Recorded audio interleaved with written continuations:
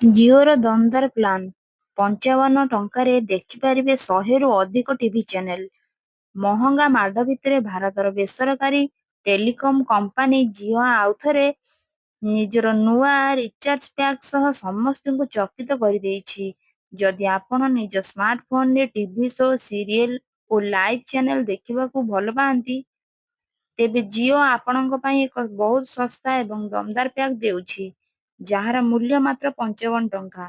କମ୍ପାନୀର ଏହି ଛୋଟ ପ୍ୟାକ୍‌ରେ ୟୁଜର୍ସଙ୍କୁ ଗୋଟିଏ କିମ୍ବା ଦୁଇଟି ନୁହେଁ, ବରଂ ସମ୍ପୂର୍ଣ୍ଣ ୧,୦୦୦ରୁ ଅଧିକ ଲାଇଭ୍ ଟିଭି ଚ୍ୟାନେଲ ଆକ୍ସେସ୍ ମିଳୁଛି।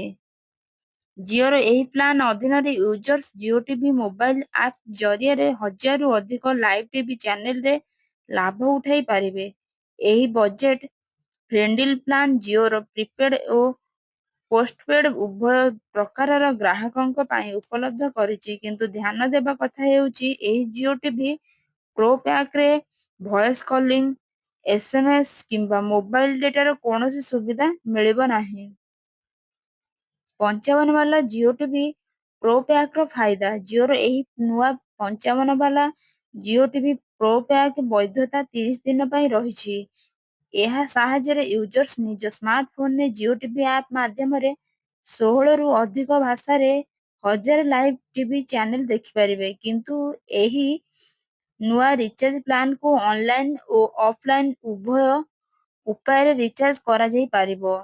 ଜିଓ ଅନୁମାନି ଏହି ପ୍ରୋ ପ୍ୟାକ୍‌କୁ ଅଲଗା ଭାବରେ ଆକ୍ଟିଭେଟ୍ କରିବାର କୌଣସି ଆବଶ୍ୟକତା ନାହିଁ। ୫୫ର ରିଚାର୍ଜ କରିବା ପରେ ୟୁଜର୍ସ କେବଳ ଜିଓ ଟିଭି ଆପ୍ ଖୋଲିବାକୁ ହେବ। ନିଜ ଜିଓ ମୋବାଇଲ ନମ୍ବର ସହିତ ସାଇନ୍ ଇନ୍ କରିବାକୁ ପଡ଼ିବ, ଯାହା ପରେ ସେମାନେ ତୁରନ୍ତ ଷ୍ଟ୍ରିମ୍ ଆରମ୍ଭ କରିପାରିବେ। ରିଚାର୍ଜ ହେବା ମାତ୍ରେ ସମସ୍ତ ପ୍ରିମିୟମ୍ ଚ୍ୟାନେଲ ତୁରନ୍ତ ଉପଲବ୍ଧ ହୋଇଯିବ। ଜିଓର ଏହି ପ୍ୟାକ୍‌ରେ କୌଣସି ଭଏସ୍, ଡେଟା କିମ୍ବା ଏସ୍‌ଏମ୍‌ଏସ୍‌ର ସୁବିଧା ଅନ୍ତର୍ଭୁକ୍ତ ନାହିଁ। ଏହି ସବ୍‌ସ୍କ୍ରିପସନ୍ ଜିଓ ଟିଭି ଆପ୍ ଜରିଆରେ କେବଳ ଗୋଟିଏ ମୋବାଇଲ ଡିଭାଇସ୍‌ରେ ଚଲାଯାଇପାରିବ।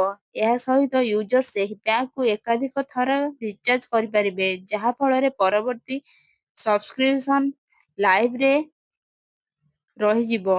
ବର୍ତ୍ତମାନର ୩୦ ଦିନର ବୈଧତା ଶେଷ ହେବା ପରେ ଆପ୍ ଆପେ ଆପେ ଆକ୍ଟିଭେଟ୍ ହୋଇଯିବ।